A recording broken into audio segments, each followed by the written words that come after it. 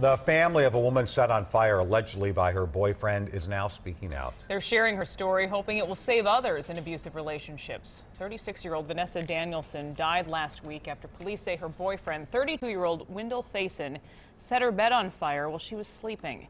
He is now charged with her murder. Today, Kate Raddatz spoke to Vanessa's family about the years of abuse they say she endured and how they tried to help.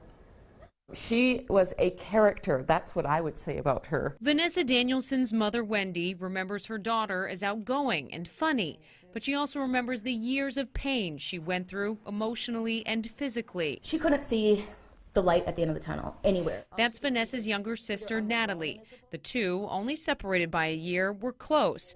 Natalie says sometimes Vanessa would tell her about violent nights with her boyfriend, Wendell Faison. And she'd have a bruise here that she covered with makeup. She'd be crying saying, "Can you see it?" Natalie says Vanessa was a vulnerable adult and wouldn't call police because she was afraid of what Faison would do. Wendy says after her daughter refused to move in with her, she called Adult Protective Services, but they sent her a letter saying they couldn't help. Then I ripped it up, threw it away, and I said to my son, Matthew, I've done everything. I can't think of anything else. But in July, Natalie called police after an incident between her sister and Faison.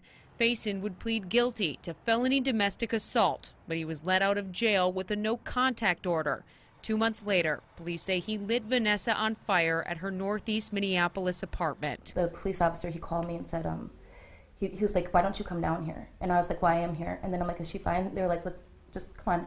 And I was just crying the whole way down there. I just knew. Vanessa died from her injuries. Wendy adopted Vanessa's 5-year-old son from a previous relationship.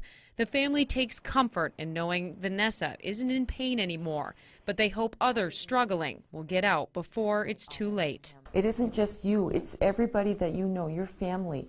They're affected too. I would just encourage them to please leave. October happens to be Domestic Violence Awareness Month. Wendy and Natalie say they hope Vanessa's death will shed light on families' lack of resources to help people in abusive relationships who are afraid to get help. Faison was also burned in that fire. He's in the hospital and will need to get better before he can appear in court. If you'd like to help Vanessa's family pay for funeral expenses, we have information at WCCO.com/links. Yeah, what an important message. Thanks for sharing it, Kate.